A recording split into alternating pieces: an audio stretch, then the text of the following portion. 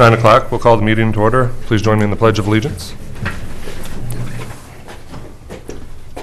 I pledge allegiance to the flag of the United States of America and to the republic for which it stands, one nation, under God, indivisible, with liberty and justice for all.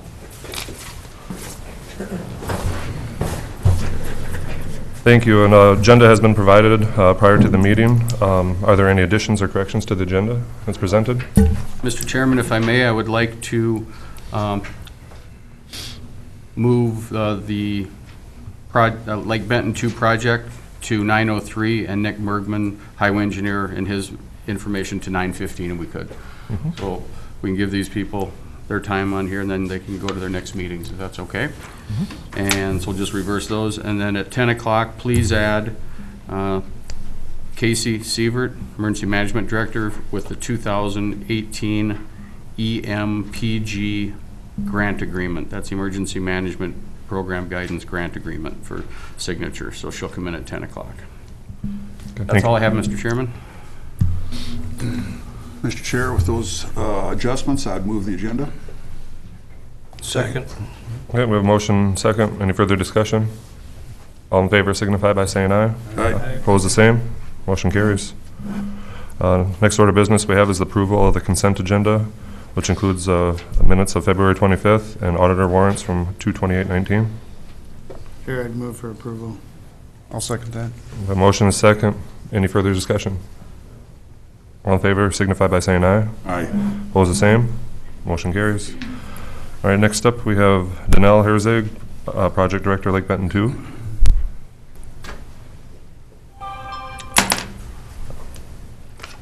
Good morning.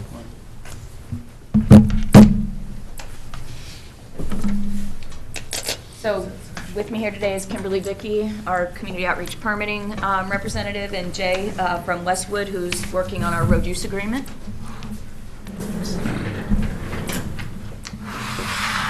So have you?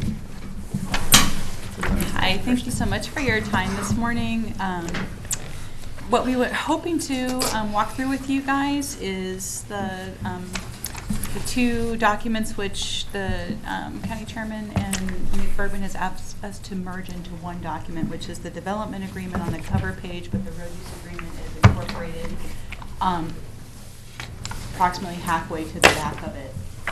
And as supplemental to that, we've also provided you, and we'll have a discussion after, specifically with regard to the development and road use agreements. We'll discuss the supplemental document that we submitted to you guys this morning just for your courtesy information. This is the Minnesota PUC approved, as I understand it, decommissioning plan for the overall Lake Benton Power Partners 2 project. So that is something that you're welcome to comment on directly to your highway engineer or directly to myself or Danelle, and we'll make sure that the PUC receives those comments. Or if you want to just comment directly to the PUC through their web portal after you read that decommissioning plan, it's totally fine. If you have suggestions, or even if you just say this is the best decommissioning plan you've ever seen, those comments are welcome.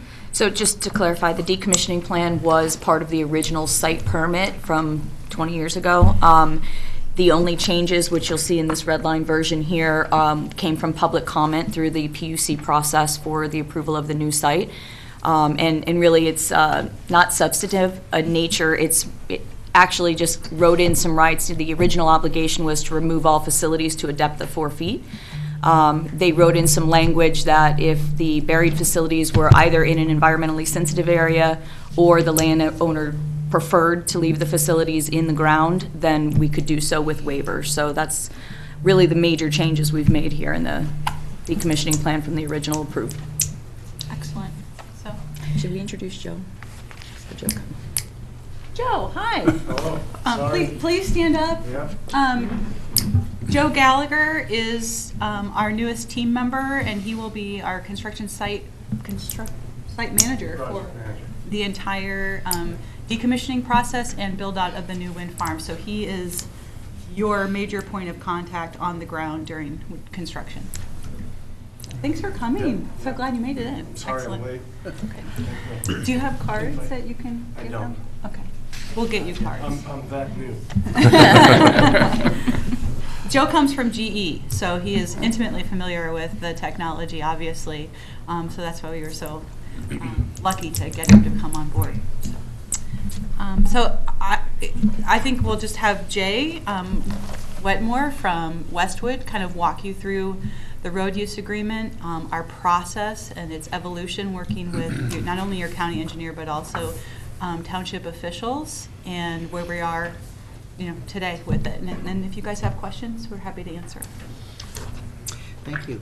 I know it only was posted on Friday, the current version. Did you all have a chance to review it and be a little familiar with it? So this is a two-part agreement, and it's fairly standard within Minnesota. Through lessons learned over the years, the Minnesota County Engineers have gotten together, and they funded some research together with MnDOT to evaluate damage to the roads and develop a protocol for evaluating the roads and making recommendations for them. So the development agreement provides for the kind of the framework that this road use agreement comes under. The development agreement has about 19 standards, conditions that the project is held to, and one of those is the road use. It turns out to be a pretty important one. 25 years ago, when the first wind farms were built out here, they found out the roads were heavily damaged, and we've been incorporating lessons learned ever since. So the kind of the first step is to determine the delivery flow plan for the aggregates, the concrete loads for the foundations, the turbines and miscellaneous things, even water for the dust control or compaction of the aggregates. And then we determine how much volume and how much damage each road segment's subjected to. Then there's a geotechnical analysis that videos every road segment so we know the before condition. They take ground penetrating radar so they know the thickness of the aggregate and thickness of pavement if it's a paved road. They do soil boring so we can characterize the underlying soils. Granular in nature here, so I think there's clayey sands in this area. And then also take what's called a falling weight deflectometer, which essentially is a kind of a big hammer that tells us how stiff the underlying soil is. So from that, the geotechnical engineers determine the capacity of each road and what improvements have to be made to support the construction traffic and to bring it back to as good or better condition at the end. Thank you. Does anybody have any questions for Jay at all?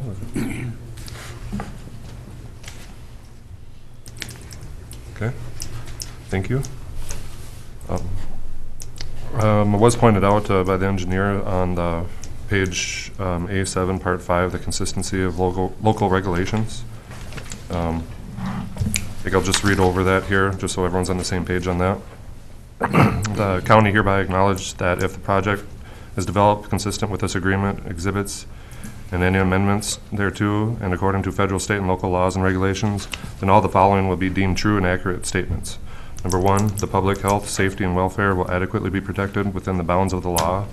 2, the project will be considered essential and desirable to the public convenience. 3, the initial construction of the project will not be detrimental or injurious to the public health, peace, or safety to the character of the surrounding neighborhood. 4, the initial construction of the project will not be detrimental to the economic welfare of the county. 5, the project will not create excessive public costs for public facilities and services. 6, the initial construction of the project will be consistent with all county land use, zoning, and noise regulations, and will not be considered a public nuisance. Wanted to get that across. Yeah, no, thank you. And if you have specific questions, I think this is an opportune time to have a discussion on any of those topic points so we can be clear that we've all arrived at the same. I can say yesterday when we met with Etna Township, I'm happy to share that they raised a few concerns, and so we're, are incorporating their comments, and we'll provide those to the PUC. well. One of the comments that came back from Etna Township was, is there going to be an enforced speed limit for all construction traffic? And we were trying to, I did a document search trying to see if it was actually in the road use agreement or the development agreement, and it is not. And then after further discussion, we came to the conclusion that during the Stone Ray project, which is, I think probably the most familiar to you guys, it was the EPC contractor and the subcontractors themselves that kind of enforced that speed limit. I don't know if there were ever any issues or, if anybody got reported for speeding, going above 35, but that is something that, Joe, unfortunately you weren't at the meeting last night, but that's okay. You're learning about it now. That is something that we would be happy to abide by, to communicate that with our EPC as well as the subs to make sure that they are traveling at safe speeds. And then, of course, if there are suggestions on how, to make sure that that is, something that is, enforced, we'll take any suggestions that you may have with regard to that. Mr. Chair, if I may, obviously it's going to have to be a self-regulated type situation. There's no way that we can have law enforcement out there enforce it, but the enforcement is going to be your neighbors out there. Yeah. So we just implore you to be very good neighbors, and if there is a concern, that it comes to your project manager and he addresses it. So I don't foresee any problems. Cell phone use too. Yeah. Were there other issues that were brought up by last night from either of the two townships that would pertain to any of these? Not that I can think of. Yeah. Just electric fences. Yeah, electric Yeah, fence. And then for dust control, we decided to use just water, right? Or is it also a combination? There's chemical control that's been, so far, and don't want to put words in Nick's mouth, but there was discussions, I think, with the contractor that there are some chemical dust control methods that are worth trying. Cuts down on the traffic. And if there's enough humidity in the air, they work pretty well. So there's dust control obviously near any residence and things like that to avoid the negative impacts of hauling on the roads. From what I heard during the Stone Ray project, the dust control method they used was very effective. We didn't hear very many complaints on that. So. That's calcium chloride. We use there. And I'm assuming you had a chance to review the exhibit. Can you go into a little more detail on the road life consume calculation and what that payment is to the county so that they do not incur any additional costs? Sure. On the paved roads, the amount of damage done to the paved roads in terms of its 20-year life for a project like this are generally pretty small. It's not enough that you could put a thin overlay on. So instead, there's a calculation done for each segment what the road life consumed is, how many, the technical term is equivalent single axle loads, ESLs, and what percentage of the 20-year design life is consumed by that. You take that difference in the overlay from no project versus a project and multiply it by an amount based on recent county projects for overlays and things like that.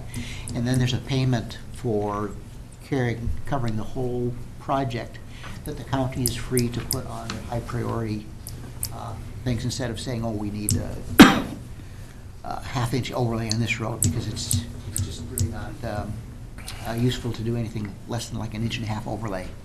And that kind of road life isn't consumed. So in this case, our calculation at this time, I think, is $271,000 roughly to account for the, I think it's about 12 miles of paved road on the county system. Yeah, it's in here.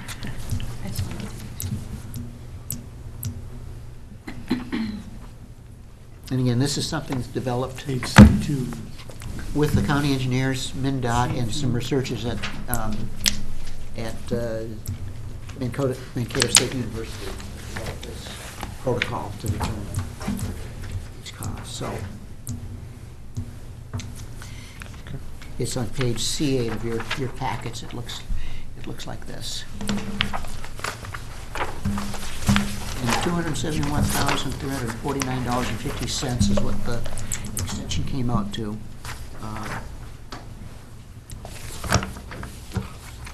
And you can see on there the percentage of road life consumed for each of these segments, based on our calculation of the equivalent single axle loads and what the road is designed for. Mr. Chair, go ahead. if I may, as far as your weights on your loads itself, how do you adhere to the correct weights? Sure. With the exception of the turbine delivery vehicles, which are about 9 vehicles per turbine, everything else is a legal load. Oh, one more exception, the main power transformers for the substation, although we've got very small substations here, so they probably won't be There's no super GSU. legal loads. Yeah, there's Just no the GSUs. one new substation, and it's small. So it's standard things, all the aggregate trucks, all the concrete trucks, they adhere to the normal way. Yeah. On the oversized, overweight loads, there's a handful of transport companies that specialize in this, and they have to get permits, and usually from multiple states, depending on where the load originates and where it ends. And they have pretty detailed calculations of what the load is on every axle. And in the standard case is a lot of these loads have tridem or 3 axles in a set, and their maximum load is 20,000 pounds per axle. And this is based on pavement wear considerations. These transport companies are very, very savvy about spreading the load out enough axles to minimize the amount of damage they do. And because it's a state permitted thing, if one of those is overweight, you know, it would be found pretty quickly. It's you know, you're taking. We've got 44 turbines here. You've got 3 different tower components, the nacelle, the blades, that type of thing, and the manufacturers know to the pound. Yeah, we'll know what our weights are for the new product coming in. My concern is the scrap going out as you load that okay. yourself. Okay, that's a good question. Yeah, most of these vehicles have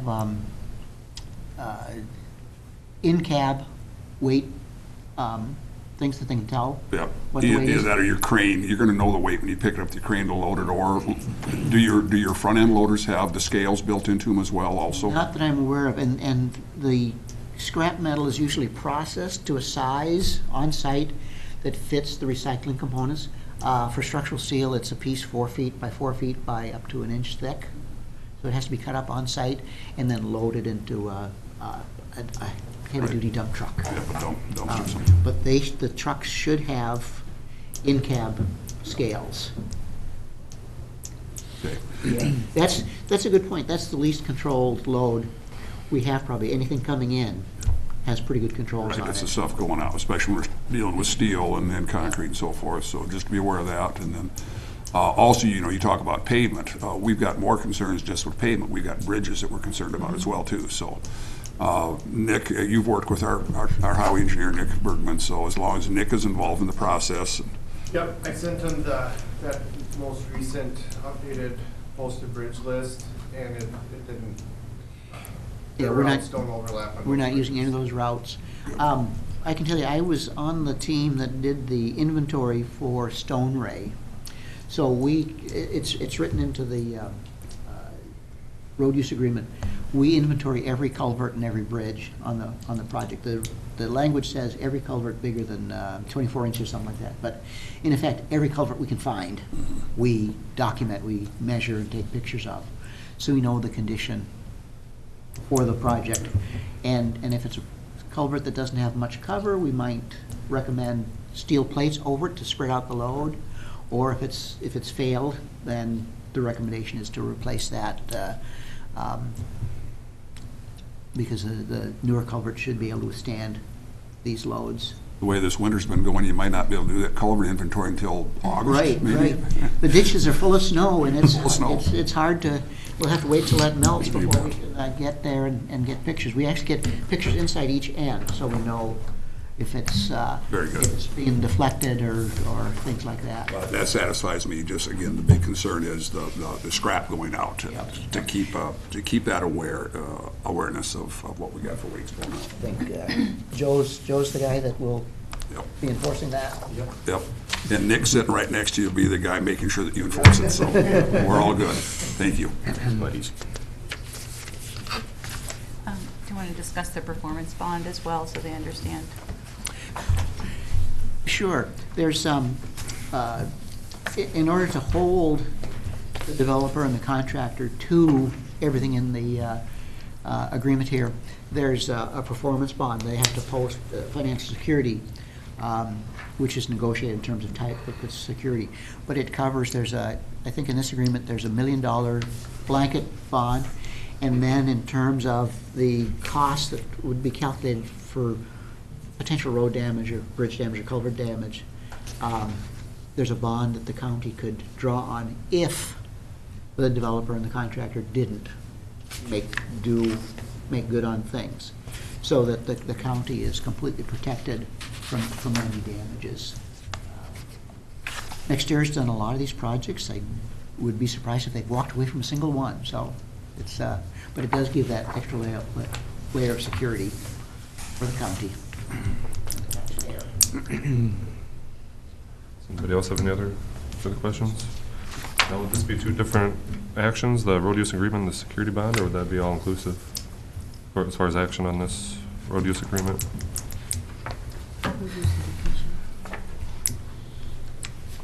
Mr. Chairman, I'd recommend we do them separately, as Engineer Bergman requested that they be separated out from development and road use agreement. It would be very similar to the Stone Ray project. It was a separate agreement But I at thought that we time, did them too. separate. Yeah. Mr. Chair, I'd move that we approve the road use agreement first. Okay. Second. Okay, we have motion and second. Any further discussion? Okay, all in favor signify by saying aye. Aye. Opposed, the same. Motion carries. Move the development agreement. Okay. And I will second that. Okay, we have motion and second on the development agreement. Is there any further discussion? Mr. Chairman, if I may, will a copy of the bond be coming to us so our county attorney can review that as well, or is that do you have that? So a fully executed road use agreement is required for us to submit to request the bond. Okay. And so typically what we do is, once we have a hard copy with signature and date, and don't forget to put the date in the front page of the road use agreement, sometimes that gets overlooked. Danelle will take it back to have our vice president execute on our end, and then we'll provide you guys with a copy of a fully executed road use agreement. We'll take that road use agreement and the development agreement and submit that to our risk management group, who then submits the request for the bond. Once we receive a template bond, we route it through our vice presidents and multiple people to sign off on it, and then a final sealed copy is sent, one copy to Danelle and one copy straight to the county. So if you have anything else that you want to review prior to an official sealed copy sent to the county, but if you need something reviewed by the county attorney, we're happy to provide. So, Good, thank you. yeah. Our county attorney is here. Dumaine, can you think of anything else that you'd want to see before this? No. Okay, thank you. Okay. All right, is there any further discussion? Okay, all in favor signify by saying aye. Aye. Aye. Opposed, the same. Motion carries. Okay, thank you. Thank you. And lastly, I know I said this at the very beginning, but this is the decommissioning plan that's submitted to the Minnesota PUC. They are continuing to collect comments on it, and so if you have any comments, you can send them directly to Nick to pass to us, or directly to Danelle or myself, or directly to the PUC. Thank you. Okay, thank you.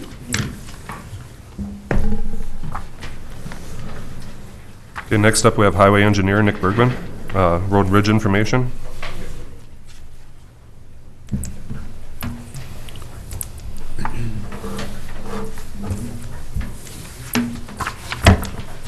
Morning. Morning.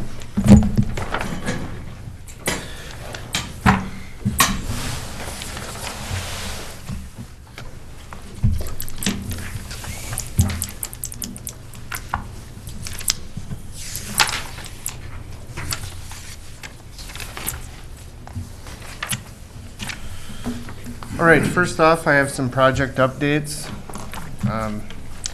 In your handout, the first update I have is for the first project listed there. It's for our County Road 16 and 2 grading and paving projects. 2017 projects they were. They're completed now, and I have it on the agenda later for getting board approval for final payment. We won't be able to cut a check yet because we're still waiting on some of the state agencies to give us our blessing that all the requirements were met, but we've agreed to the final price with the contractor, so I don't see anything changing. The next update I have is on the second page. It's for the courthouse parking lot reconstruction. I've been through the final plans. I had a couple tweaks, sent that back for revision, and that should be on my desk yet today. So I'll probably be looking at setting up a building and grounds committee meeting to just kind of get final approval or whatever on the plans and the proposal for that. So that'll be coming up soon.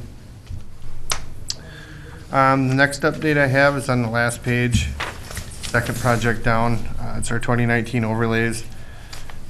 Those plans are approved. We've got them back from the state. The only thing I'm dragging my feet on that is the Indian Lakes project. Whatever overrun on that we have, there's got to be some local participation, I guess. So the overrun would be our cost, above that grant. So I think I'd like to let that one the same time as this overlay project, because I think that might help keep the bituminous prices down a little bit. So I guess a little bit of risk management, if you will. Then the last update I have is on the last project on that last page. It's the box culvert on County Road 3. It's the one that I've talked about that got posted down to 8 tons. Those plans are approved and sitting on our shelf. So I'm going to review the 5-year plan shortly, hopefully this week yet, and come up with revisions to that. So should be back shortly on that, and maybe we'll set a letting date and try to get that one taken care of. So that's it for project updates. Next, I have a request for board action to approve some right-of-way payments for County Road 13. Nothing unusual on any of these. That second one is a little bit heftier of a payment, but he owns a half section there, so it's twice the length that we usually see. So that's why that one is a little bit larger. And we are nearing the end on this. We're probably 90% through it or whatever. So we're getting right down to the end on these. I'll look for a motion to. Mr. Chair, I'll move the approval of these 3 road right-of-way payments. Second. Okay, we have a motion and a second. Any further discussion? Okay, all in favor signify by saying aye. Aye. Opposed, the same. Motion carries. Okay. My next item I have is a request for board action to approve the purchase of some cutting edges. And I just noticed this morning I had an error on the handout. There's 2 groups. One is for motor graders and the other is for our plow wings and cutting edges. So on that top one on your page, the highlighted amount there was the $3,290.45 with H&L Masabi. I wrote behind them that they were the low bid. They're not the low bid, but we still want to go with them. They're like $100, a little over $100 more. But the thing there is they can deliver in a week, and the other company was 4 to 6 weeks, and we can't wait for that with all the snow plowing. So You need them?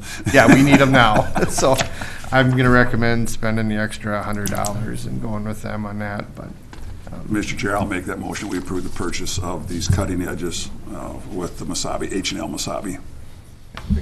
I'll second it. Okay, we have a motion and a second. Any further discussion?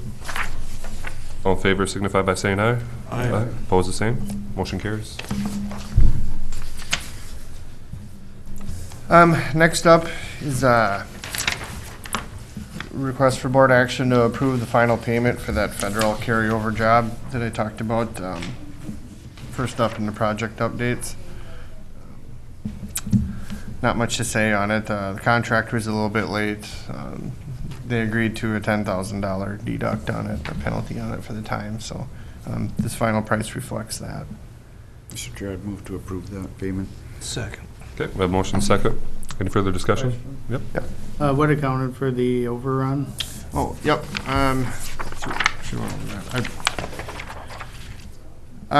We had $30,000-ish in overrun in aggregate, and that was due to soft spots. And we did a little regrade area. We ended up having to fill a little bit more in there than what we originally thought we were going to, so that was some of it.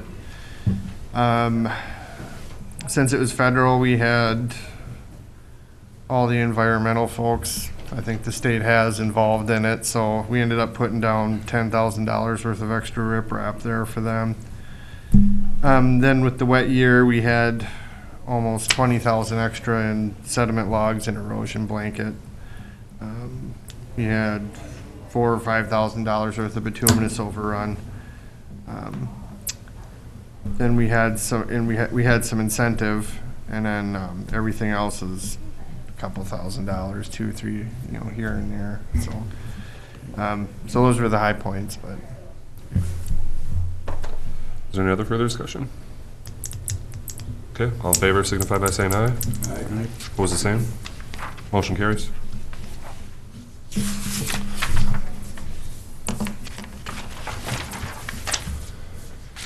Have anything else for us this morning? Yep. Yep, I got a whole list today. Oh, okay.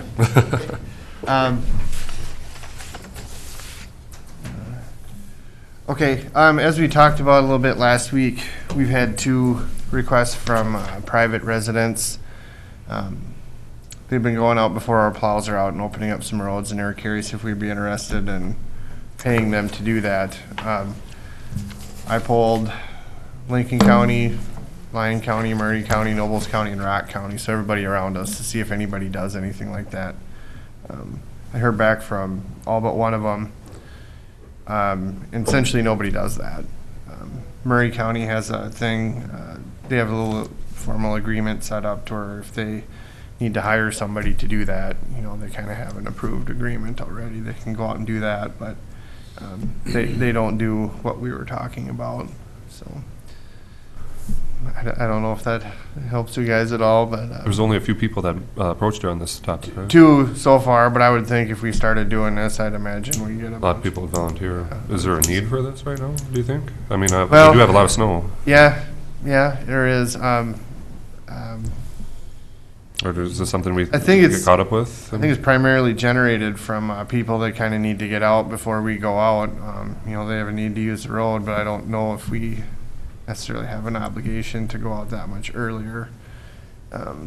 So that's where it sits.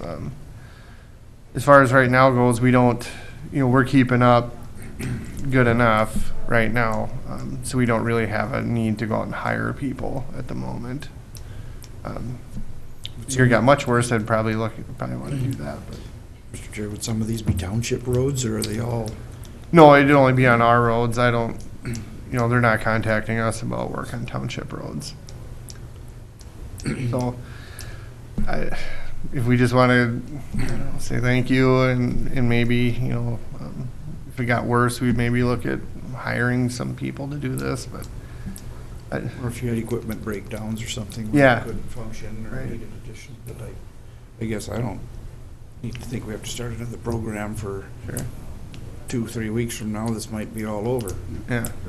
I don't know. Okay, so I'll just tell them as of right now, then we're not gonna do anything about that, but, if things were worse or, in the future or something like that, if it got bad, we maybe I would reconsider that. appreciate their help and their Yeah. concern for the issue. Yeah, and it does have a value to us. It does, because when we get there, they've at least got it open a little bit, maybe our plow can kind of blast to it right away instead of having to back up and, hit it a bunch of times to try to get through, so. I'm not saying there's no value to it, but it's just one of those tough spots, so. Anybody else have any other thoughts on I guess just to concur that it'd be very, very difficult to administer it if it was just wide open. So yes, it's very nice that our citizens out there are willing to pitch in and help, but they have to realize that we've got budgets to maintain. We need to control it. So Yeah, it's now, just, it's a like tough I said, spot. if something comes in the future where we need their help and you contact them and direct them to do it, that's completely different than them volunteering to go Yep. out there. I saved that agreement that Murray County uses. I'd probably want to copy it exactly, pretty much change the letterhead. And so,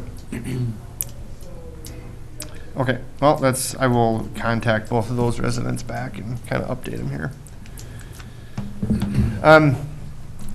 Next issue, we have kind of an interesting one. We're working on right-of-way, trying to wrap that up on our County 13 project. A few years ago, one of the residents purchased some land for about $10,000 an acre. Prices have since dropped off. We had not this piece, but a piece close to it appraised, and that came back at like $8,100 an acre. We've been paying $8,500 an acre along here. This resident, of course, doesn't want to sell for less than $10,000. So I feel like somebody's going to be disappointed here, and we just kind of have to decide who. I feel like if we paid this person $10,000 an acre, everybody else would be upset. Feel like they're not being treated fairly. I don't know that paying everybody $10,000 an acre is right either. So I guess those are two options. We can look at condemnation. I don't know what that price would come back if he paid 10. Maybe they'd say we'd have to pay 10. But the easiest and probably most painless route would be us looking at trying to work around it and just leave it as it is.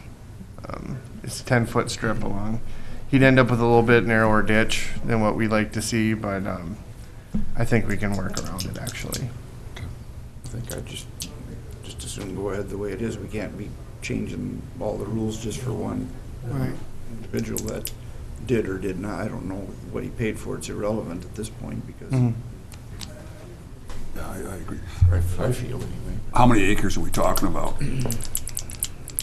I would say it's probably around half an acre. Okay. I would hate to see you have to modify your plans and not do the ditch the way you were intended to originally. I guess I can understand his position that this is what he's got invested in it, but we have to pay fair market value. So to me, it would make sense that if he can come back and provide evidence to us that it's worth $10,000 versus the $8,500 that you've got. He paid $10,000 for it. But what it's worth. What's correct, it worth? yeah. So if he wants to go through the expense of having an appraiser come out there and appraise it, and if that appraiser can come back and say it's worth 10 instead of 85, then we might consider something. We actually have to provide that. But If who you- would have to pay for the appraisal You have to cost? pay for the appraisal. Anytime there's a challenge. Yep. And what's the appraisal going to cost us?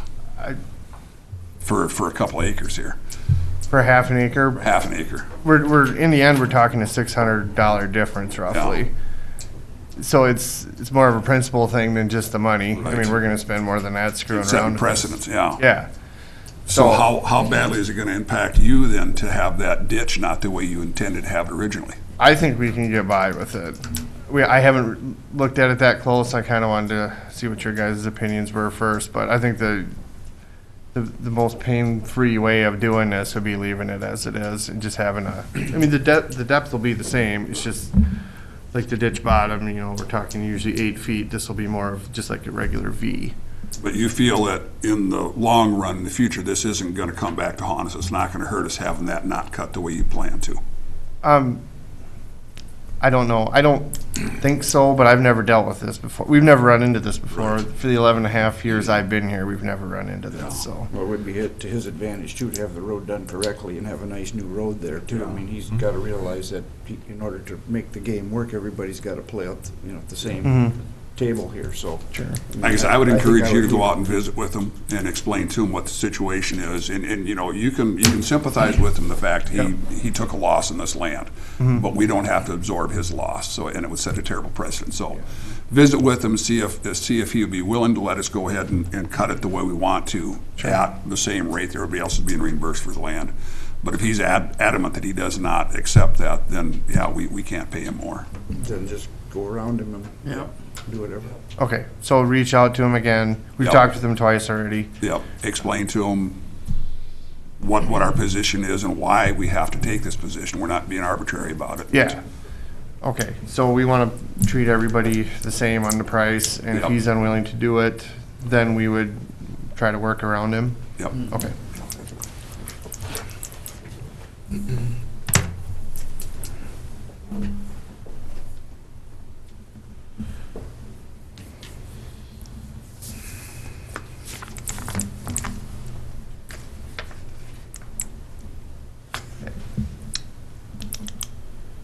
Um, then, last month, Luke, you had asked me to, contact Tyler about that excess account.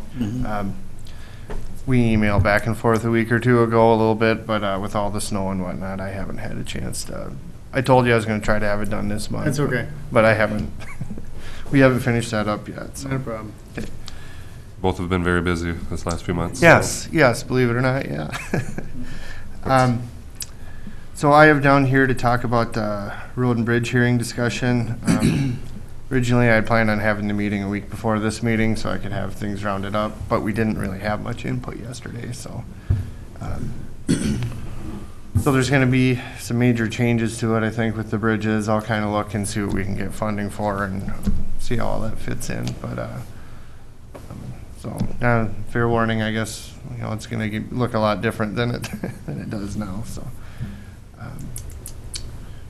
So did anybody else have any other projects you'd like looked at adding on to there when they fit? I don't know, I guess then under the conditions you're facing with the bridge issue, it's kind of crazy to bring up any new projects at this Right. point. We're gonna have to Yeah. focus on the bridges for. Let's get through this Wow. storm. Yeah, I'm more or less looking like if there happens to be money left at the backside, we can maybe stick 3 to with it. 5 years to get the bridges under control and Good, in shape, so. And anticipating a wet spring, we might have some other challenges Yes. coming too. So I don't know if you're gonna have much budget surplus money either. right, okay. So general direction, you guys would like to see those posted bridges taken care of before we move on to anything As else? funding permits, I think. Yeah. Right. Just do what we can with what we got. No, last year we surveyed County Road 10, that last segment. We were looking at widening that out so it matches all the way from South Dakota, all the way across the county, but that doesn't need to be done. I'll just kind of push that back to wherever it has to be pushed back to get our bridges taken care of, so. Sure. As far as the safety of these bridges now, because we've got this list showing that these are deficient with these real low settings, do we have the in-house expertise to go out and evaluate them ourselves as well? We want to make sure, of course, that we're safely taking care of these bridges and the roadways. So I guess I'd like you to keep a close eye on them. Yeah, And I don't know if it would warrant actually having another engineer come in and give us a second opinion on this evaluation, or is that just gonna be wasting money? I think that's probably a waste of money.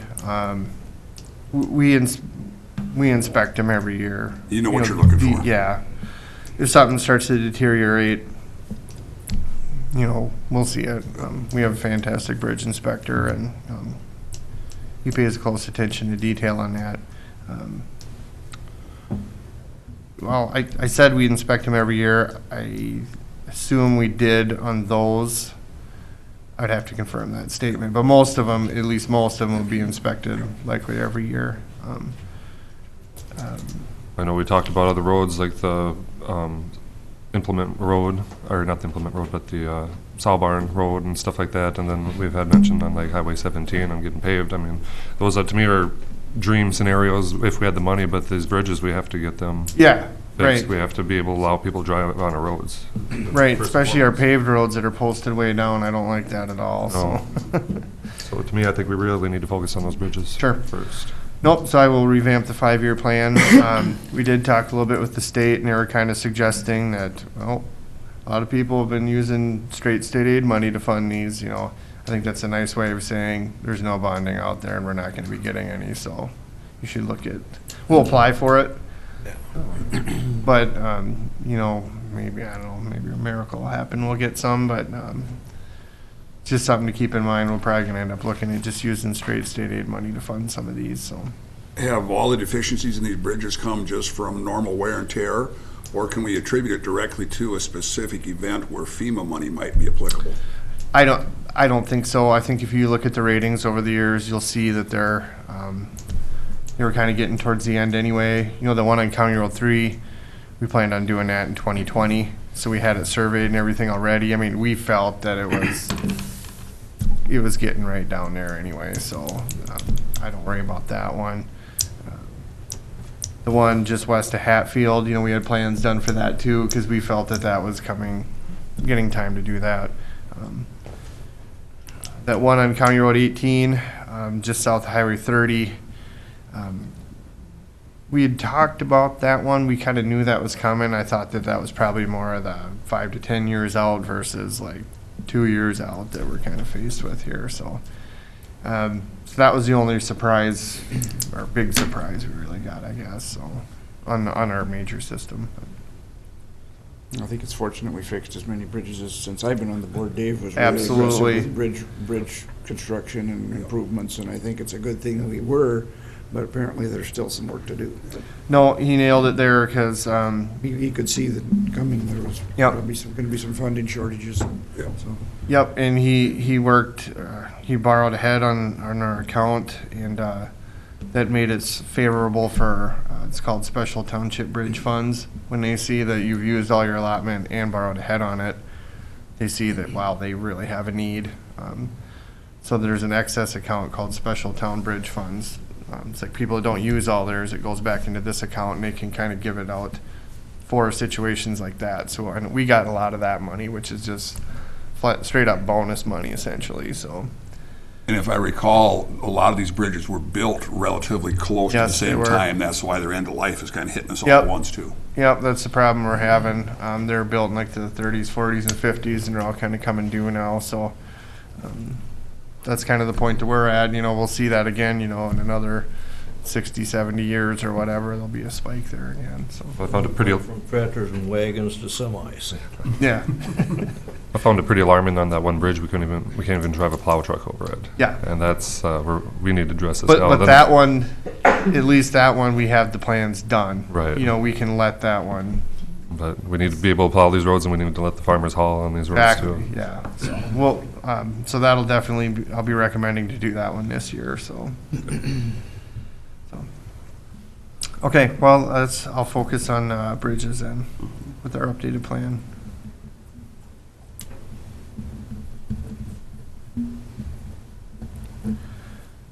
The last thing I have is a maintenance update.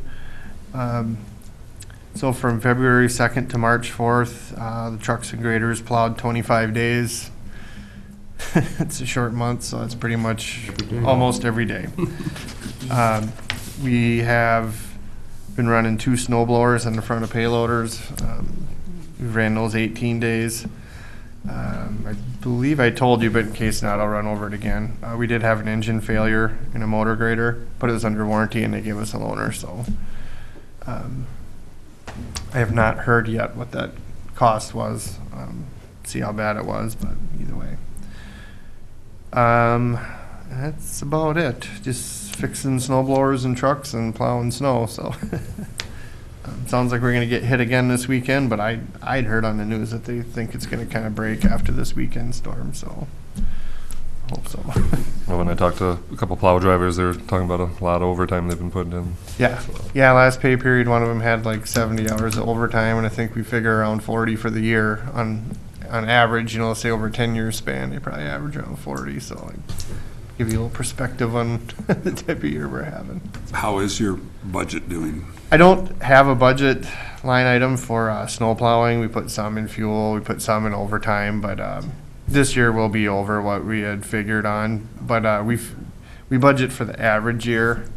You know, so some years you're under, some you're over, and some you're about right on. So this will be one of the over years, I'm sure. But you know, the last few years have been pretty good, so you know, it averages out. But this will definitely be one of the more than we thought we were going to spend type of years. So Thank you. so yeah, so that's all I have today. Unless anybody else has any questions for me. Anything else? Again, just pass along to all the crews. We truly appreciate what they're Yeah. doing. And it's- Yep, and then they got to go home and do their own stuff Right. after that. So it's, you know, not everybody remembers that either. And also our citizens too. We appreciate their patience and understanding, because you can't be every place all the time with the Right. plows. It takes time to get there. So Yep, definitely. So nope, they've been doing good. I'm really happy with them. So Yeah, thank you. all right.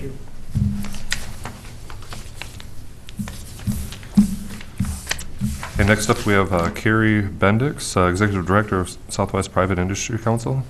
Did I get your last name right? You did. Okay.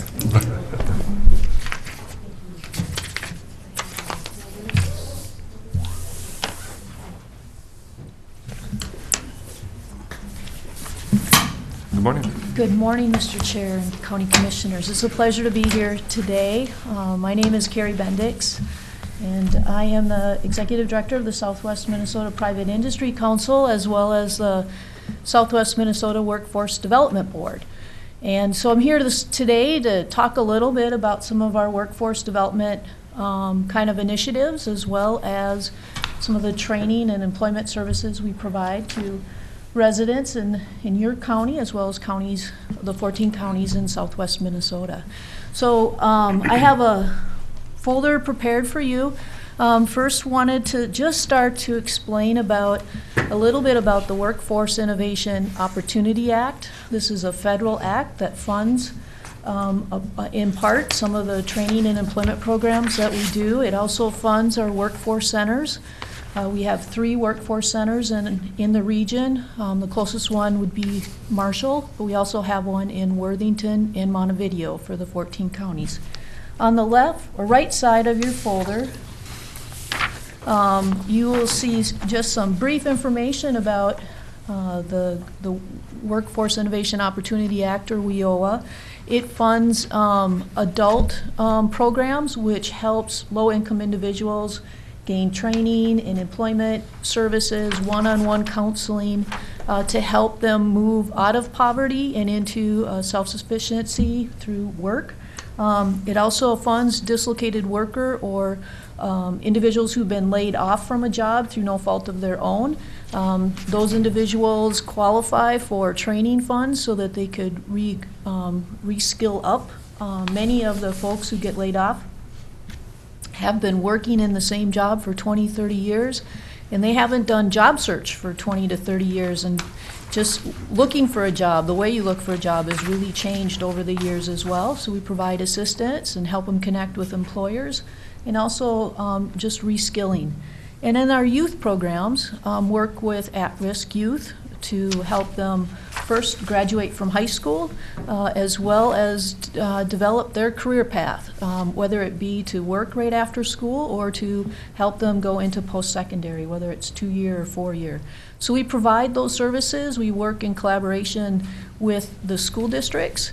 Right now, we also have programs for students with disabilities, helping them with paid work experience and other kind of activities so that they learn the skills that they need to be successful at work. The workforce centers, we are going through a rebranding process, and in mid-April, we will be called Career Force. And so look for an invitation to come soon in regards to some open houses that we'll have with us rebranding with Career Force. On the second page, I just wanted to point out the 14 counties that make up our region. It's defined by this act, the WIOA Act, and we are in a regional partnership with South Central Minnesota, so a lot of the initiatives and workforce development strategies we do are in collaboration throughout this region. One of the things that the act also does is it creates a chief elected official board, and Commissioner Nath is on our board, and I thank him for his service, and he's always got great input. And then it also forms a workforce development board that looks at strategies on how to address workforce issues throughout the region. And you may know this, but we have a significant labor shortage. In general, in our region, for every one job, there's only half a person. So we just don't have enough people to work, let alone the skills needed for the individual jobs. So so companies can really struggle with finding the workers that they need, and it can impact their ability to grow and economic development in general within the region. So the next handout kind of talks about the Workforce Development Board's kind of strategic plan or regional plan. Every local area and region had to create kind of a strategy, and the state does as well. I kind of took the 110-page document and sort of summarized it into 4 pages, which is what you see here. The first goal was a goal that was required by the state, but it does impact our region as well, and that's to reduce educational and employment disparities throughout the region. In the chart on the bottom, you'll see the unemployment rate. The lowest unemployment rates per population demographic and the highest are highlighted. So you'll see for Economic Development Region 8, that the lowest unemployment rate was with the white population versus the highest was with the African American or black population. But you see that there's huge disparities basically throughout the region, even amongst 20 to 24-year-olds. And so really having some targeted programming to help address some of the disparities is part of that goal. On the second page, it kind of highlights some of our strategies. We're creating focus groups to help to do a better job of outreach towards the underserved populations. We're working on increasing diversity amongst the board and the staff and really doing more cultural competency type trainings. Our second goal is to really work with employers and create employer-led initiatives. And we met with some transportation industry employers recently. And one of the things that we're working on right now is setting up kind of a career exploration and hiring event, actually on May 1st in Marshall, with employers throughout the region to really focus on just occupations within the industry. CDL drivers is one of the highest occupations in demand for our region, and students, for the most part, don't really think of that as a career. And so we're just wanting to help educate them about the opportunities, about the pay, about the training that would be required, and not only just CDL drivers, but the whole industry, from warehouse to logistics to some of the heavy equipment to snowplow drivers to all of those kind of things with MnDOT and so forth. So we're hoping that employers will bring out their big equipment. We even have a company who transports those blades for windmills, so he'll be there, so it might be a fun event, and we're tentatively planning that on May 1st. So that's an example of an industry-led. That was what they wanted to do, employers, where they wanted to focus time and energy on how to draw interest in those type of occupations. The third goal is to create kind of a sector-based training, and so we have been providing a lot of training and doing recruitment in underserved populations to train certified nursing assistants, which we have a huge need of, and working with the individuals to help them in a career pathway in the healthcare industry. We also have done that with welding as a first step in the manufacturing industry. And that's our third strategy. And you'll see on page 3 some of the distinguishing industries and the number of jobs in each of those industries. And you'll see that healthcare and manufacturing are our top 2 industries with the needs for the jobs. the last strategy is really working with our high school students. The majority of our high school students enroll in post-secondary, usually outside of our region, and once they go to school, most of the time they don't come back. And they have this perception that there's not good jobs here. And so we're really created these strategies to address that, to really help them and expose them to the jobs in our region and the great employers that are also in our region. So some of the things that we've done is we've created infographics. When I first started working for the Private Industry Council, I had the privilege of visiting about half of the high schools in the 23 county region. And one of the things that I noticed is that high schools, first we have a lack of career counselors, and that's usually due to funding.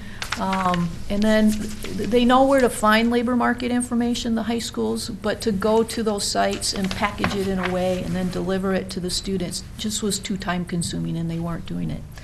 So on the left side of your folder, a couple pages back, one of the strategies we created was to create what we're calling infographics. We wanted to create images that were social media friendly, that we can get out in a fast way.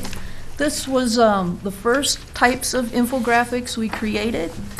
On the first kind of page towards the bottom, you'll see your major matters, and we really created this Know Before You Go campaign, so that students, instead of trying to figure out what school they're going to and then what degree they'll get, to really first figure out what kind of job they want, what kind of degree they need to get that job, and then pick the best school to match that. So the Know Before You Go campaign. In this chart, the top 3 lines are the highest paid occupations by degree. So you'll see that the plumber, 4 years after graduation, is making more, it's over $77,000, than the chemical engineer with a bachelor's degree at $76,000.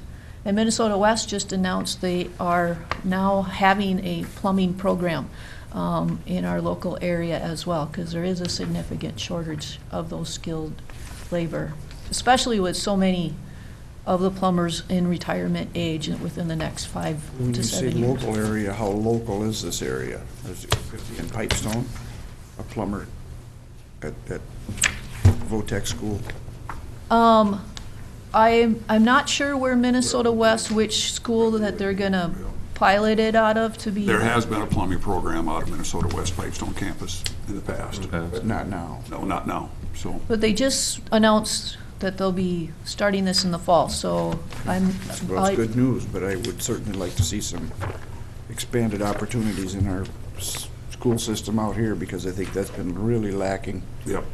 It's just Through the years, a lot of the very good lost programs a lot of we've good had there. programs, and it shows too. A lot of those kids go somewhere else, and a lot of them don't come back. Yep.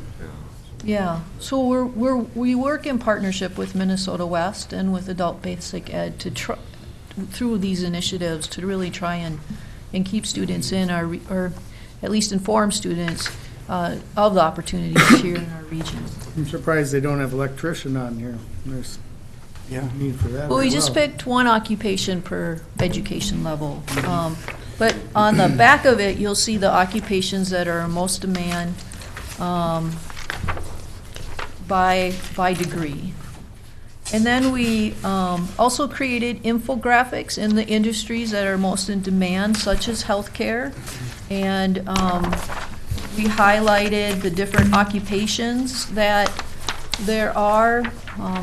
You know, someone might want to be a nurse, and a lot of students aren't aware that there's nursing programs with 2 years versus 4 years. As well as lab technicians. There's 2-year degrees as well as 4-year degrees. So we help them really understand the different occupations as well as manufacturing. We have a whole set of infographics just for that. And then some career pathway infographics for transportation industry and education, because we have a real shortage of teachers, and that is projected to grow.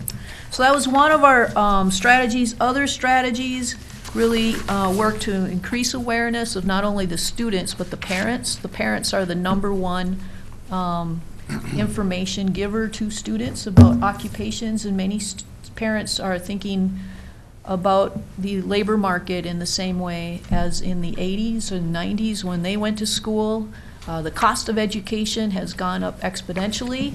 It's not as affordable today as it was back then, and occupations are paying, actually an associate degree, the median wage for an associate's degree versus the median wage for a bachelor degree has really narrowed.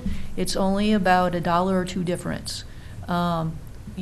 So that's all things that students and parents should really consider what would be the best fit, because nearly half of the students who go to 4-year college don't graduate within 6 years. And so many leave college with a lot of student debt and don't have a degree to help them get that better job. So really helping students make wise decisions up front. And then the other kind of strategy that we're working with youth is work-based learning opportunities, helping students with job shadows, work experience, internships, anything business tours, helping them connect with the local employers. So those are some of the strategies that are being implemented through the, that were developed and approved through the Workforce Development Board. And then I also gave you some information about the Southwest Minnesota Private Industry Council. We are the entity that actually delivers those one-on-one services to individuals, whether it be that at-risk youth or that low-income adult or that highly skilled dislocated worker. Last year we worked with one-on-one with over 3,400 people in the region, we engaged with over 3,500 students through different career type exploration activities or job fairs. We have the youth program also has a chart in here. They did over 200 job shadows, and that was our first year with real focus on those activities. And I also lastly would just like to talk about our MFIP program. The other big part of what we do is we work with your county and counties across the region to provide the employment and training services for individuals receiving public assistance. So you'll see the welfare to work kind of numbers that we did over the last year. In looking at this, for example, MFIP, we served a total of 56 individuals in this county. 30 of them were employed. So the vast majority of the individuals, on MFIP, a good portion of them are working, they're just not earning enough to become self-sufficient.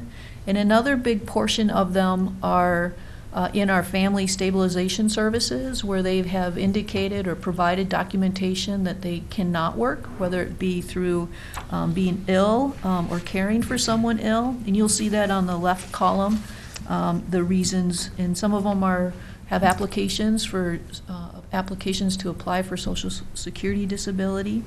And then if you look inside, you'll see some of the demographics of who we serve. The vast majority, we really don't serve a lot of diversity in Lincoln County. But one of the things that surprised me is 16 of those folks have been an offender in their past. So they have some sort of offense, and often that creates barriers to employment. So we do work with individuals specifically to address those barriers, as well as to help them know how to communicate that to potential employers and so forth. So that's a summary of what we do and how we address the workforce needs in your county. Appreciate your time. Thank you. Thank you. That was very good, insightful information. Thank you. Thank you for your time. And good to know a lot of this work is happening in the area. So. Does anybody have any questions at all? All right. Well, thank you so much. Thank you.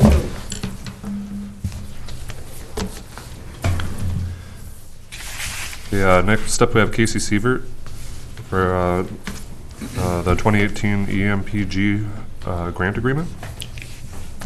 Did I say that right? Steve? Yep. Okay. Close enough? Okay. Yep.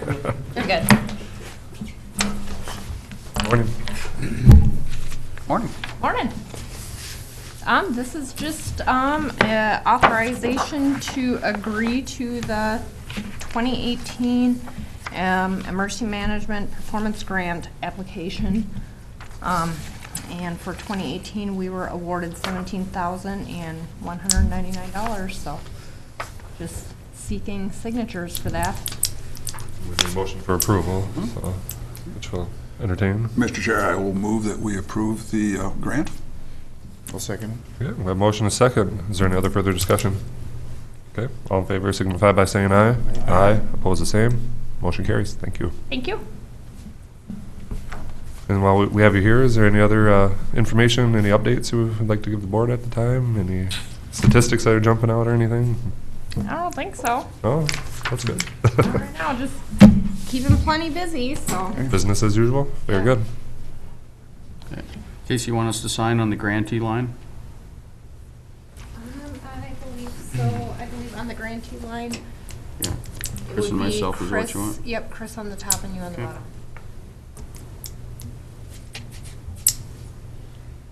We'll do it right now and get it back to you. How's that sound? Sounds good. Get it sent back to them.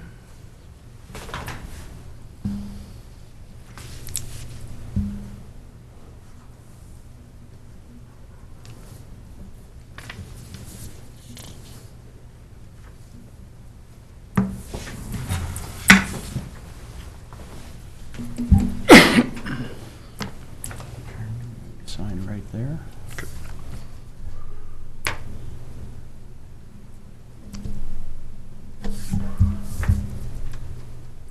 You end up having a good turnout at the chili deal? Yeah, we did. We served around 610 people, Okay. so we're pretty happy with that. Considering the With weather. the weather. So, I think we were lower than that last year when we had to reschedule, so Okay. we're very happy with that. No casualties? Casualties, no. And not a whole lot of leftovers. Thank you. Yeah. Then you have to find homes for that, so. Very good. I guess at this time we can move on to other business. Kathy, do you have anything for personnel? Yes, you do. I do.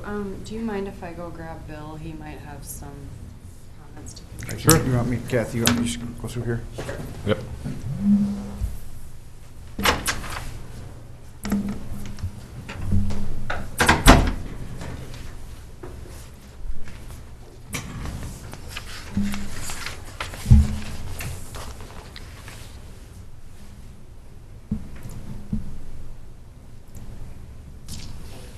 Yeah, bye.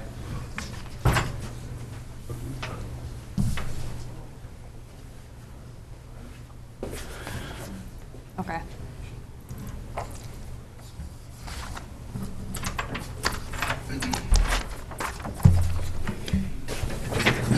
Well, I can get started.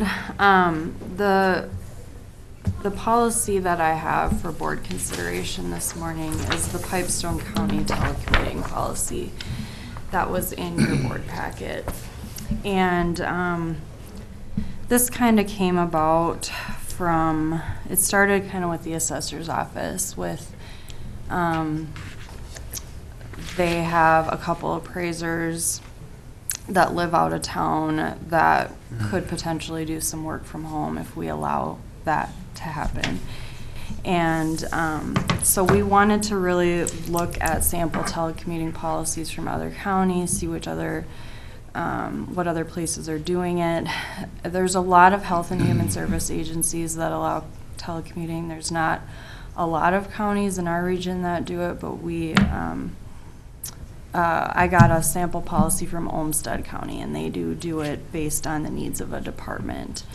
And basically what we're looking for with this telecommuting policy, at least right off the bat, is kind of allowing people, up to the department head's discretion, of course, to work from home if their job allows it.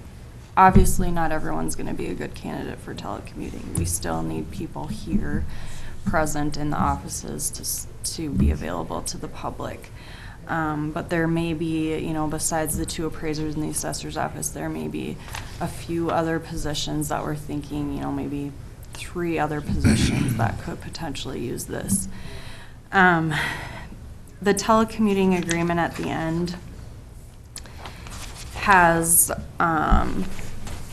this is what the employee and the supervisor would sign. And there is a telecommuting schedule outlined here. At this time, we're not necessarily looking to implement a regular telecommuting schedule for anyone. We kind of want to try this out for, reason for telecommuting, inclement weather, as approved by their department head. A lot of times we know the day before if it's potentially going to be bad the next day, and they could potentially take some work home with them to work on it. And I just kind of wanted to read off this front page here, because this is really what it's going to come down to if somebody's a good candidate for telecommuting. So it's going to be based on, 1, the needs of the department. Does telecommuting work for that department? 2, how are their work duties able to be performed somewhere outside of the office? And is the department head able to measure what they're getting done while they're at home? The availability and cost of needed equipment, which we've had discussions with Bill. He feels that we can implement some technology needs for people without a lot of additional cost. If you've read through the agreement, we're not going to provide internet for people. They need to prove that they have adequate connection speeds at their home. But we would be able to potentially provide some laptops to them. Their current and past work performance. So that's really can you trust somebody to work from home and be productive, have good time management, organizational skills, self-motivation, and work independently? Effect on customer service. Are they able to answer phone calls needed or calls from their supervisor while they're home? And then, of course, the effect on the rest of the department as well.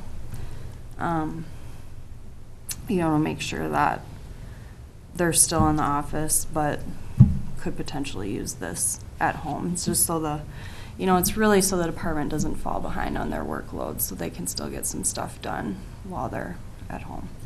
Kathy, during the personnel committee, we had maybe listed off half a dozen potential employees that this would maybe affect.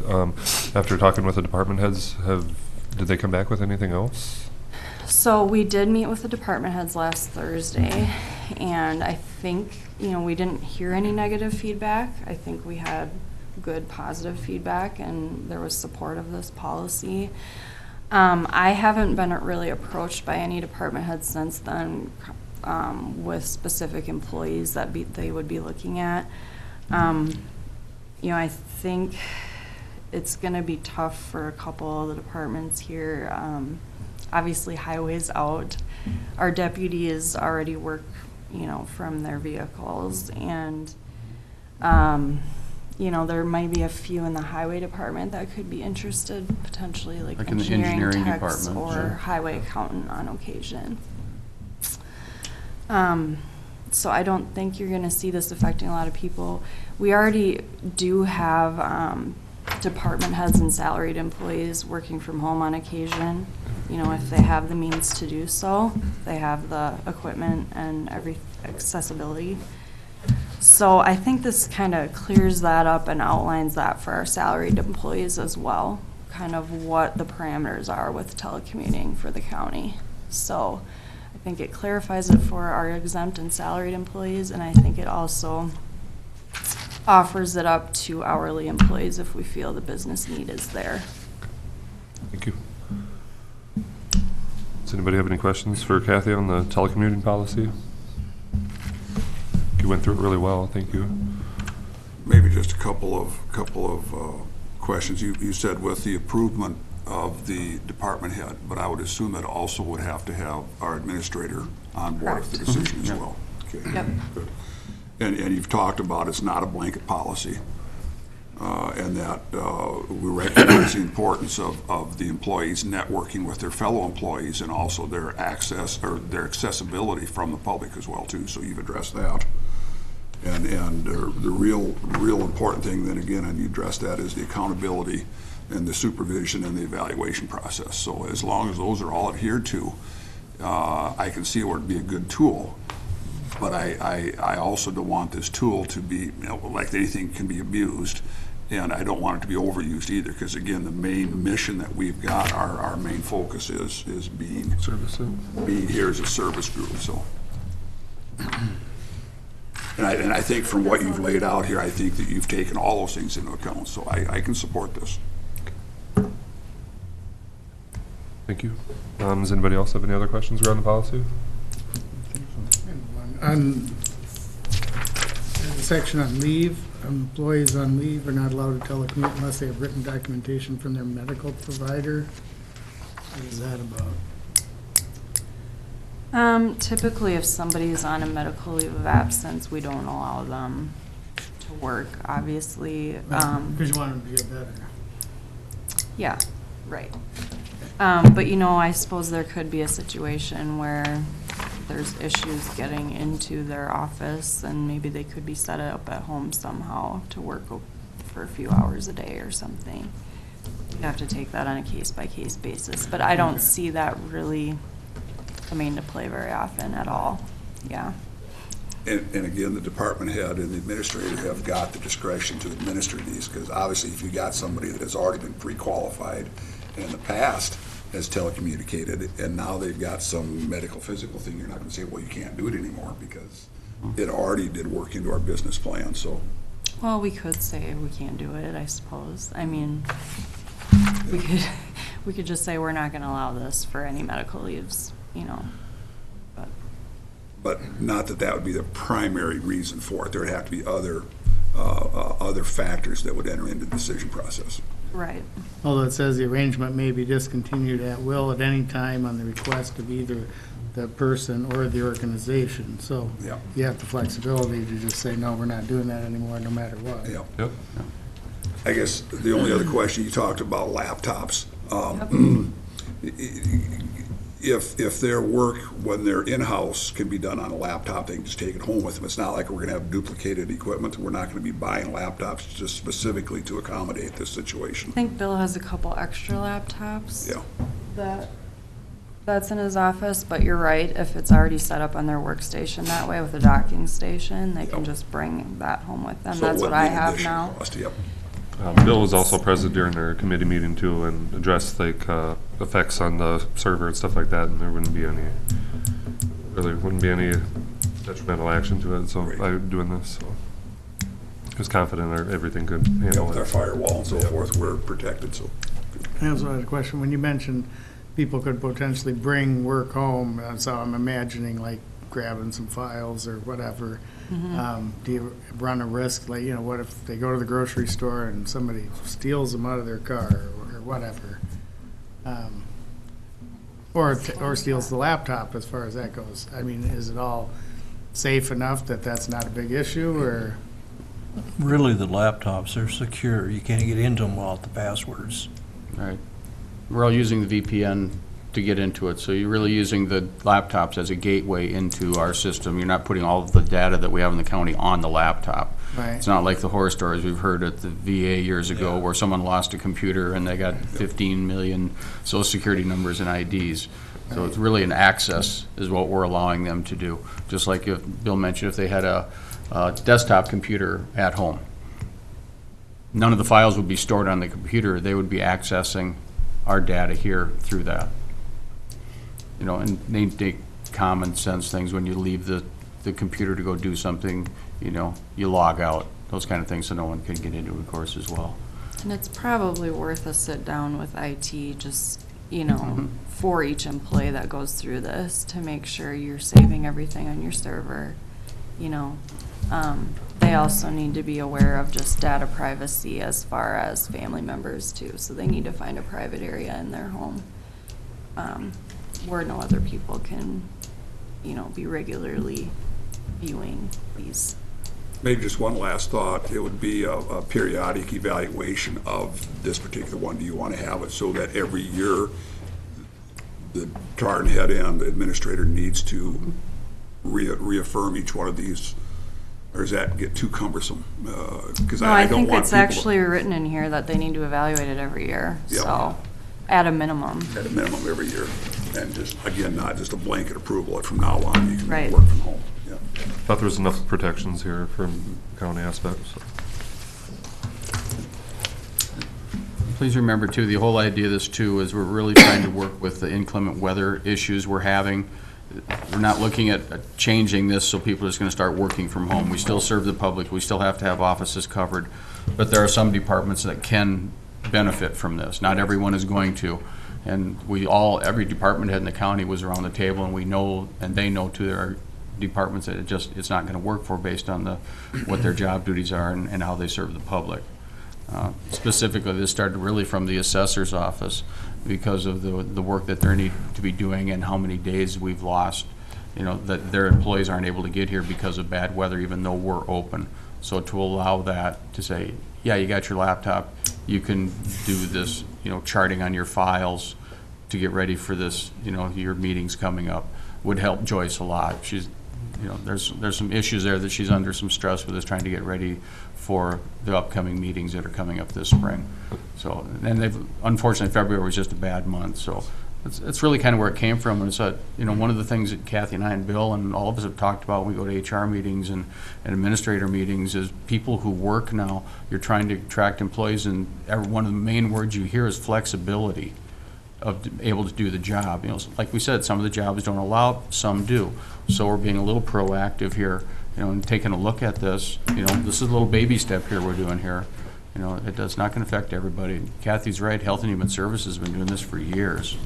And because they're always out on the road and meeting with people all the time. So it does work. But one of the topics of discussion that was brought up as far as the assessor's office goes, they have a problem with fitting everybody in there sometimes. So when they go evaluate a property, they'd have to come back and do all their information, where they could just go to their car, update it, and hit the next place. It could actually streamline the process for assessing too. Save some callbacks sometimes. Yeah. So there's some potential cost savings with allowing this flexibility. So. Yeah, physical space too. Yes, exactly. So this would be applicable for both exempt and non-exempt employees? Correct. And how do we protect ourselves with the non-exempt employees as far as overtime? They need to not be working overtime unless their supervisor approves it. Okay, thank you. Yep, and that's in here too, but see if I can find it in here. No, you've addressed it. That's great. But yeah, employees should not be working extra without the prior approval of their supervisor and department head. Mr. Chair, move for approval. I will second. All right, we have a motion and a second. Is there any other further discussion? Okay. If not, all in favor signify by saying aye. Aye. Opposed, the same. Motion carries. Great, thank you Thank all. you. Okay, next up, we have the County City of Pipestone Quartzsite Stone Agreement. Mr. Chairman, everyone should have a copy of that draft agreement that City Administrator Jeff Jones and myself put together. I discussed yesterday with Jeff. They were taking the issue up at their meeting last night. He emailed this morning and they passed it with no questions. So the recommendation would be for the county to do same, to allow Jeff and I to both sign this agreement and work through any issues regarding the pink quartzite stone as we move forward. Mr. Chair, I'll move that we approve this agreement then between the City of Pipestone and the County of Pipestone. We have a motion on the table. Is there a second? Okay. I just had one question about the location. Maybe we don't know the location. It's within the City of Pipestone. Is that accurate? Okay, just within Pipestone County.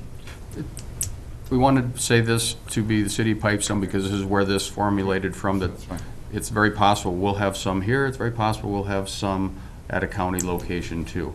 It just leaves it open so that we can deal with it between the city and the county, and that everyone knows what's going on. So.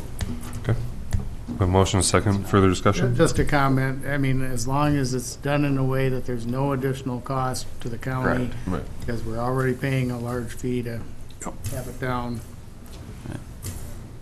The offer is on the table from Mr. Retman to actually load and haul the stone for us. Right, 'cause But I once mean, the stone is there, it's up to the entities who need to use it. They're gonna pay to move it or wherever it needs to go, or Right. however that happens. But getting it from school to the location of storage, we're working with Mr. Retman on that, and he agreed I mean, I to would do assume that it's for a us. benefit to him as well, It is, oh, yeah. because it's gotta be less he has closer to- than the alternative of hauling it somewhere farther away to dispose of it. Cost, We'll work through the little logistics on this, we'll get those taken care of. It just cleans up from kind of the ad hoc things that were going on and the stuff that you heard about on social media and things like that, we're not saying where it's going to be. It's gonna be stored. Right. And how much is gonna be to be determined, based on need, what we wanna get, and what Dave's got available to us. I mean, you wouldn't be storing anything that's not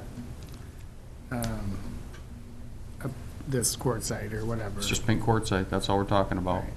Nothing else. Okay. okay, any other further discussion? Okay, if not, all in favor signify by saying aye. Aye. Opposed, the same. Motion carries. Next up, we have approval of limited site investigation contract, Central School fuel oil leak. Mr. Chairman, this came about when the boiler room floor was cleaned of all the water, and what happened was bubbles of fuel oil were coming up through cracks in the floor. So once that was defined, we had to let the state know, because that tells you there's fluid oil underground. So that triggered what they call a petroleum storage tank release, and then paperwork came out, which I had to fill out and send back to MPCA. So to do that, what we have to do first is what's called the LSI, or Limited Site Investigation. So what you do is you go solicit bids. This is a standard scope bid. There's a copy of those in each one. I got 3 of them, as a matter of fact. 3 vendors wanted to do it, and the way the state's set up, you need to take the lowest bid.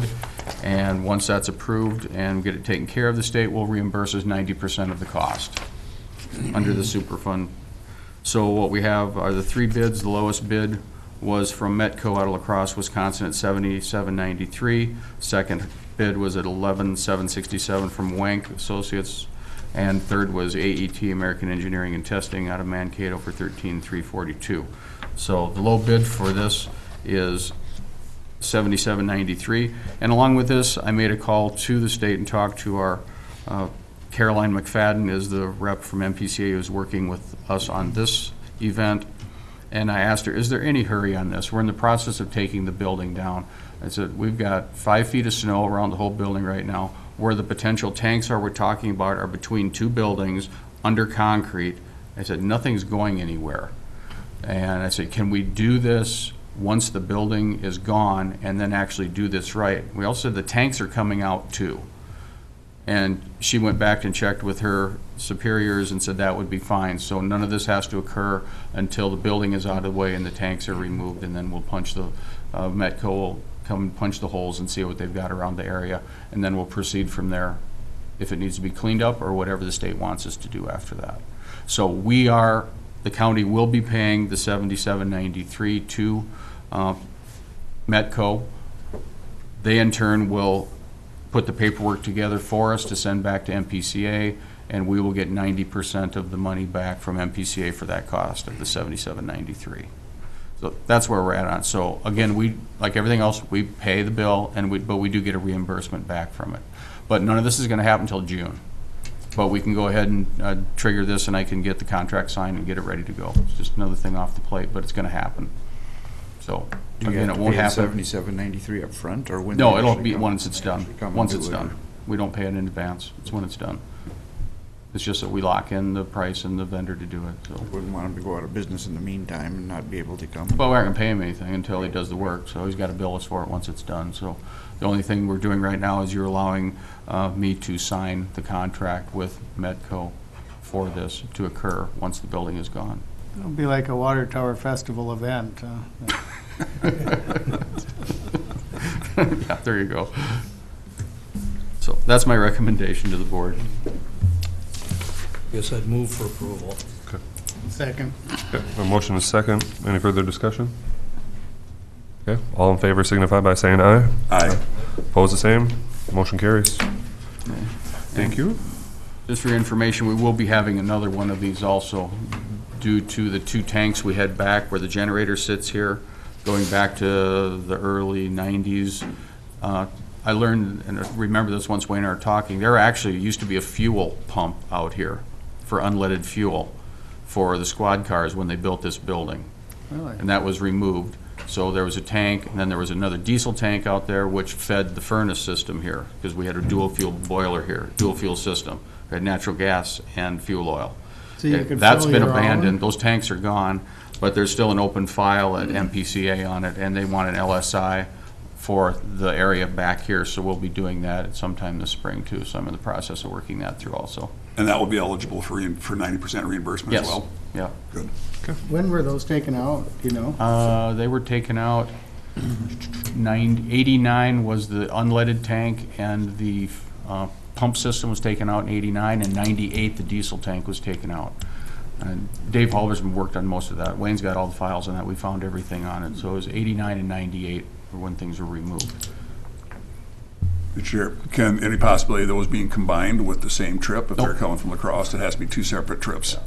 They can do this one anytime. Right. Yeah, so. But they'll we've get- got other things we have to do before we can authorize the one here. Right, I need another bid. I only have 1 bid so far. Oh, I So I see. need a second bid, so we can do that at any time, and they Yeah. can come punch their holes down there. They know where they have to do, but. And if this company from La Crosse would want to bid on this and then schedule it for the same trip for themselves, that would be up to them. That's up to them. Sure. Basically, we have 90 days from notification to getting the limited site investigation done. But on the school, I requested, let's wait until June, and they did that. So I got the letter on the courthouse one about a week ago, so we've got time on that. So I need another bid on it.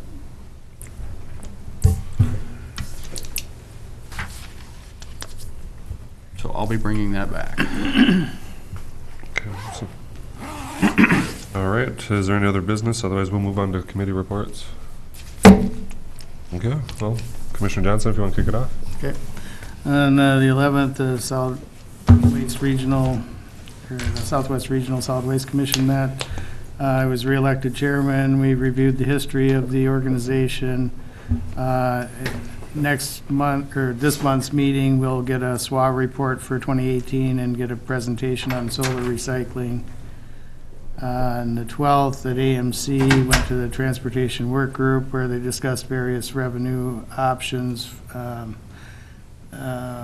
of general consensus was they preferred the gas tax because it constitutionally dedicates money to roads and bridges and is seen as more of a user fee.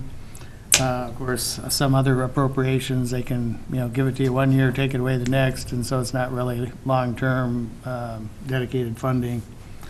And they feel that it also generates more than some of the other options. Just to give an idea, a dime increase in gas tax approximately generates about $320 million a year.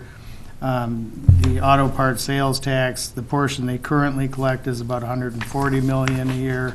And if they were to capture all of it, it's about $270 million a year. But still a long ways from the billion plus they need per year to meet the need to just maintain their current system as is. On the 13th, we met with Senator Weber and Representative Schumacher and their offices in St. Paul. On the 14th, Environment and Natural Resource Committee. We had presentations from Sarah Strawman, who's the DNR Commissioner, and the Assistant Commissioner Bob Meyer. Both addressed groups on DNR issues. We had a presentation from John Jaski from Bowser, who spoke about the buffer law implementation, the drainage work group proposal, which is before the legislature now, which is primarily dealing with acquisition of ditch buffers and adding a runoff and sediment delivery option for repairs. And then we had a presentation from Les Lem, also from Bowser, on the state assumption of 404 permitting from the Army Corps, which is also being worked through the legislature now. We had a short discussion on some pending legislation of concern, including one that was mentioned at our regional solid waste meeting and then brought up in committee regarding a zero carbon goal for the state by 2050. It made us wonder if people are going to stop driving or heating their homes, because, you know, to absolutely have zero carbon doesn't seem practical in that short a time frame, but whatever. It's talked about. And then they also discussed whether they wanted to continue to oppose soil and water districts having levy authority, and almost unanimously they voted to continue to oppose that authority, as did, I believe, the General Government Committee also. Yep. And that was about it for that. On the 19th, hospital board met, of course, we were all there. On the 22nd, I sat in by phone from here on the transportation funding work group. I think the decision was kind of made to focus on, you know, defining the need, which is this 1 to 1.5 billion a year of additional money for transportation, for specifically for road and bridges, and then let the legislature figure out how to fund it. You know, not tell them, oh, we want this much gas tax or this much tap fees or whatever else. I mean, basically just define the need and let them, in their infinite wisdom, figure out a way, you know, just, we don't care how you do it, just make it happen somehow. I mean, that's why you get the big bucks to make those decisions, so. Come up with something, but it's got to be sustainable, ongoing, comprehensive, because, you know, as we mentioned yesterday at the Road and Bridge hearing, you just can't continue to defer 84% of your maintenance year after year, and it's going to work out, because it's not. I mean, it seems pretty irresponsible to just let your infrastructure fall apart and not do anything about it. On the 27th, Highway 23 Coalition met. They, of course, have the 4 main projects that they're focused on to try to get funding for this year. The closest to us being the extension of 4-lane from Marshall to Green Valley. The new chairperson mentioned that she had gotten some data on accidents just in the last couple of years since this coalition's been in existence. There have been 128 serious accidents on Highway 23, including 12 fatalities, and 3 of those accidents were in Pipestone County. Of course, 36 were in Stearns and 21 in Candy, Ojai, being the 2 most populated counties. The bulk of the membership has renewed to be a part of the coalition. There was a House Transportation meeting in St. Cloud following that phone conversation on the 22nd that I had with them. They met in St. Cloud, so those that were there, some of them went and testified at that transportation meeting. But they were a little disappointed in that while there was 150 people in attendance, 2/3 of the meeting was consumed by discussion about the extension of light rail to St. Cloud, which I guess was, but at least I think 3 or 4 members from the Highway 23 Coalition spoke. There were no representatives from other highway coalitions, so you know, at least they felt like they got some pretty good coverage for Highway 23 issues versus nobody was there from 212 or 14 or 94 or any of the rest, so that was okay. And then they're having their annual meeting on Friday, March 22nd in Rockville. We are allowed to have 3 people go at no cost to our county based on how much we contribute or whatever. And the Department of Transportation head, Commissioner Kelleher, is scheduled to speak at that annual meeting. So if anyone wants to see what the top person from MnDOT has to say, there's your opportunity. What was the date again? March what? March 22nd on Friday. Friday the 22nd? Yeah. Let's see, and then on the 28th, Prime Health met. We first had a task force, like a subcommittee type thing, meet in the morning to discuss, you know, how should we handle new admissions if we want to get other groups to come on board. And it was pretty much noted that, it's probably necessary at this point. Unfortunately, just because in our first year, through the first 3 quarters, things were looking pretty good. But unfortunately, we had a kind of bad experience in the 4th quarter. Well, throughout the year, there were like 7 cases that are, they consider the significant, high dollar ones or whatever. But 2 of them in particular, well, one in particular, they claim is the worst they've ever seen. So far, there have been billable charges exceeding $5 million, with an ongoing monthly cost of $225,000. And the reinsurance company basically lasered that case out of the reinsurance for this year, which they're apparently able to do, because it's, reinsurance is typically for unknown big cases. This is now a known big case, so you know what your exposure is. Budget for it is what they tell you. So, we don't know how long that case will go on, but of course, on the flip side, it's also why you have insurance to begin with, and it's unfortunate for the family that is involved with that person. But anyway, they are going to not only open up, to the Prime West counties that are not participating currently, they are going to offer the ability to join to those that are these new Prime West counties that are, wanting to come on the 11. So it'd be like the ones around us, basically. And then they're also going to, they had specific requests from, I think, Itasca, Todd, and Wadena, that they were going to talk to them as well. So basically, they're just trying to get, some increased numbers, because, of course, if you have more people in your pool, it's easier to make it work out. And so they'll be moving forward with that. And, of course, I keep mentioning that it would sure be nice if we could get our hospital to participate, and I even have encouraged the Renville administrator to reach out to Brad, and I know that some of their staff have talked to our HR people already as well, and I think we as a board need to try to encourage them to participate, and not even if it's not all groups there, but at least some.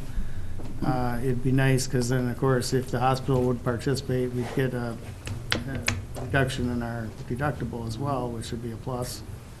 So we'd all stand to benefit. Plus, it would generate, well, you're basically funneling business to your own facility. Why wouldn't you want to do that? Should we put that on our next agenda for the hospital board, have a discussion on it? Well, certainly, yeah, we sure could, because. Bring it up anytime you want to. Right. But, I think it's something that we need to. I think it has been brought to their attention in the past. Oh, yes. Too, so. But I just think, we maybe should push it a little more with them to get them to look at it. And then, of course, we were all at the Road and Bridge hearing yesterday, so that's about all I have. Good. Dan, do you want to carry on? Good. Our February Prime West meeting was canceled because of the weather. I'm the alternate for the Prime West, and I am now going to be serving also on the Finance Committee as well going forward. So, then on the 11th, Luke mentioned our solid waste meeting in the morning. He also mentioned the zero carbon, which is very interesting. And I'm the alternate for that. In the afternoon, I'm on the Rural Minnesota Energy Board Committee. And the items they brought to us were 100% counter to zero emissions. There's a real big push trying to make wind energy more difficult to supply. One of the items, there's legislation pending now requiring that for the aviation lights for the towers, instead of blinking, originally there was just one per site, and then it was every tower had to have one, and they blinked randomly. And then as this has evolved, now you've got it where they all have to blink in sync with each other. Now the approach has been that's light pollution. They don't like that. They want them off unless there's a plane in the area.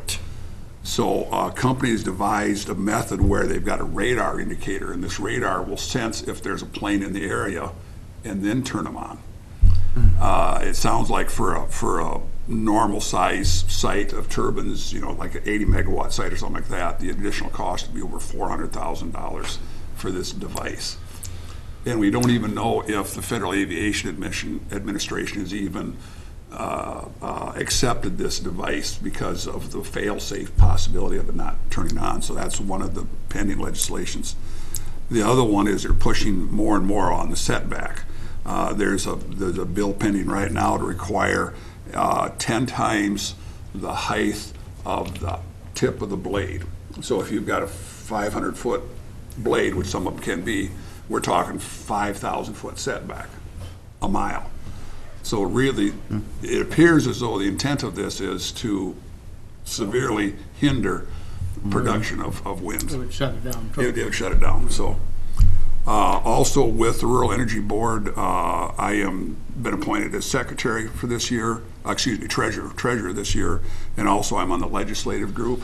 Gene Metz out of Noble County is our head of our legislative group. So then the following day when we went up to AMC, or the 12th, 13th, and 14th, he'd set up some appointments with a number of different legislators. So on the 14th, we visited with them about some of these areas, and we didn't get any firm commitments at all from any of them. So I don't know exactly how this is going to play out with this legislation. Again, there seems to be a group from the southeast part of the state that is very, very anti-wind. So back to the AMC conference, Tuesday the 12th then, myself, Chris, and Steve, we sat in on that first session, that committee session on the legalization of cannabis. And very interesting. In fact, you guys some opportunity too, but it basically they told us it's not a matter of if this is going to happen, it's when. And we didn't get a whole lot of communication on where the push is coming from, but if you read between the lines, it seems like it's private lobbyists pushing this, and it seems like everyone in the state's kind of going with it. Like the tobacco companies? Right. I think it's a very similar push, because we're not hearing it here in Pipestone County. You're not hearing any of our neighbors with big petitions for legalizing cannabis. So where's this coming from? Yeah. And the push has to be from private industry. Gotta be. Lots more questions than answers, that's for sure. But it was kind of disturbing to hear that just you had to prepare for it.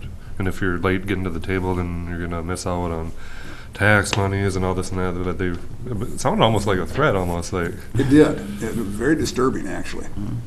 In visiting with our representatives and senators, there doesn't seem to be support there either. It doesn't. So it'll be interesting to see how that plays out. Yeah.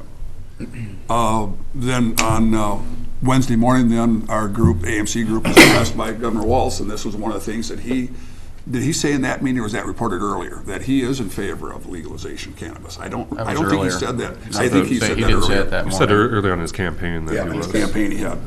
But when he did address us, he did talk about his full support for getting the levels of county program aid back to its maximum amount, which obviously would have a very, very positive impact for us. He also talked about his support for the increase in the gas tax. So some of the areas that he laid out for us. Then also, then on the 14th, I mentioned that Gene and I then spent some time then up on the Hill, and that was about the extent of my AMC experience. On the 18th, and Monday the 18th, I had a SMOC board meeting out in Worthington. Went to the site and checked out the construction of our new Head Start building. It's enclosed right now. They're starting to put the siding on it. Windows are in, obviously, so making progress on that. You mentioned hospital board. Then on the 26th, we had a conference call with Caring Hands, and also and Al Olson is coming down Wednesday to follow up on something. He wasn't able to be on the conference call. He had a medical thing with his family, so he wasn't on that. So we'll get up to speed a little bit more on that. But having a lot of difficulties with DEED, the restrictions that DEED is placing on it. The cost is just, in fact, it was kind of interesting, that phone call, listening to those individuals from DEED lay out some of these things. That was, care to share some thoughts? the amount of glass. You have to have an engineer study how much glass you've got, so you want to have birds flying into your building. These It's are all just, the, it's just ridiculous requirements on some of this stuff. This, the heating, cooling system, active ventilation, glass, groundwater, stormwater drainage is a big issue. Yeah. And if we're to follow their rules, what we have out there is not adequate, and we'd have to go up with a whole different way to drain the stormwater off of this 2,300 square foot building. Yep. And it would increase costs greatly to do that because of the dirt work that have to be done.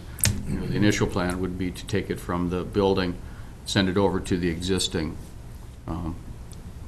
retention pond. the retention pond, and then send it out, but that might not be adequate based on the amount of square feet of the building and the parking lot too. Yeah. So we're just seeing the cost just going up based on the deed requirements. What was this about trees? So you have to do a study about how you're going to pack the trees in the area? Yeah. They haven't been here. There are no trees. No trees. We can't get trees to grow there. We can get grass to grow, but we can't get trees to grow. So we'll see what Al has to contribute tomorrow, and we visit a little bit and see how. But basically, at this point, we've just kind of stepped back and say we're going to have to kind of put this deed thing on hold for right now until we get more information, because it's the costs are crazy on it. And then on the 28th, then we had our SMOC, or actually we had Southwest Health and Human Services up in Marshall. Les and I'm on the health portion of that, and I've been appointed as vice chair then of the health part of Southwest Health and Human Services. Human service part. The humans. Well, no, because in the minutes it said health, and that's what I was before, was health. Yeah, but the minutes said health, so I'm confused by that too. You're vice chair of the human service, right behind Corey, he's chair. Yes. Yep. So we switched positions. Yep.